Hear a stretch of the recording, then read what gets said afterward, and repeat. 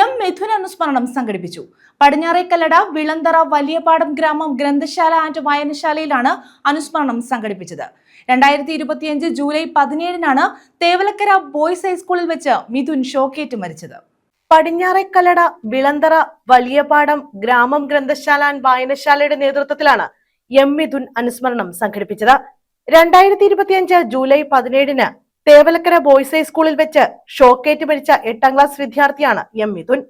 സ്കൂളിലെ സൈക്കിൾ ഷെഡിന് മുകളിൽ വീണ ചെരുപ്പെടുക്കാൻ കയറിയപ്പോഴാണ് മിഥുന് അബദ്ധത്തിൽ വൈദ്യുത കമ്പിയിൽ തട്ടി അപകടമുണ്ടായത്. ഗ്രന്ഥശാല അങ്കണത്തിലാണ് അനുസ്മരണം സംഘടിപ്പിച്ചത്. Taluk library secretary S Sasikumar ഉദ്ഘാടനം ചെയ്തു. നമുക്ക് ആർക്കും പ്രവചിക്കാൻ കഴിയാത്ത വിധത്തിലുള്ളതാണ്. മിഥുൻ എന്ന കുട്ടി അവരുടെ കൗമാരത്തിൽ തന്നെ നമ്മെ വിട്ടുപിരിഞ്ഞു എന്നുള്ളതാണ് ഏറ്റവും സങ്കടകരമായ ഒരു കാര്യം.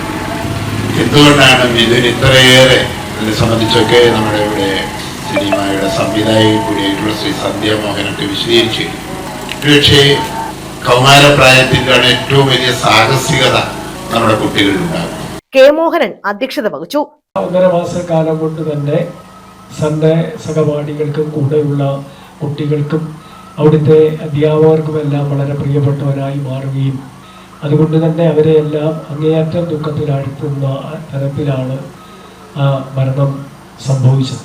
ഞാൻ പറഞ്ഞു വന്നത് ഒരിക്കലും നമുക്ക് ഉൾക്കൊള്ളാൻ കഴിയാത്ത, നമുക്ക് അങ്ങനെ അവൻ നഷ്ടപ്പെട്ടു എന്ന് ചിന്തിക്കാൻ കഴിയാത്ത തരത്തിൽ ഈ പ്രദേശത്തെ ആളുകളുടെ മനസ്സിന് സ്നേഹം നൽകിക്കൊണ്ട് ആണ് കടന്നുപോയത്.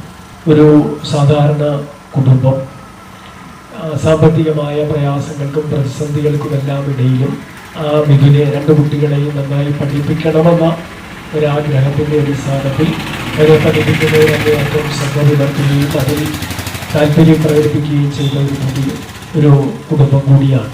ഗ്രന്ഥശാല സെക്രട്ടറി ടി ശിവരാജൻ സ്വാഗതം പറഞ്ഞു. വാർഡംഗം വിജയനിർമ്മല, പഞ്ചായത്ത് നേതൃസമിതി convener M Sankarapillai, Kunnathur taluk library executive അംഗം കെ സാബു, ലൈബ്രറി കൗൺസിൽ അംഗം സി കെ അജയകുമാർ, മുൻ ബ്ലോക്ക് അംഗം ബി രതീഷ്, ഗ്രന്ഥശാല കമ്മിറ്റി അംഗങ്ങളായ T Sudarsana, P Jayaprakash, librarian Surya Bijilal എന്നിവർ പങ്കെടുത്തു.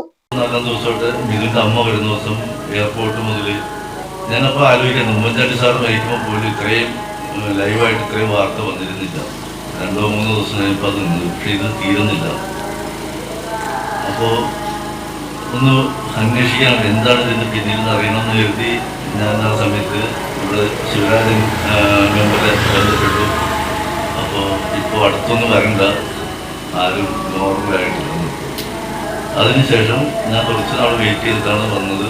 പ്രാവശ്യം വന്നു സംസാരിച്ച് ഭയങ്കര സങ്കടമാണ്. എല്ലാവരിൽ നിന്നും ഈ മിഥുനെ കുറിച്ച് പറയുമ്പോൾ സ്നേഹത്തിൻ്റെ അത് മാത്രമേ ഉള്ളൂ. News bureau, Sasthamkotta.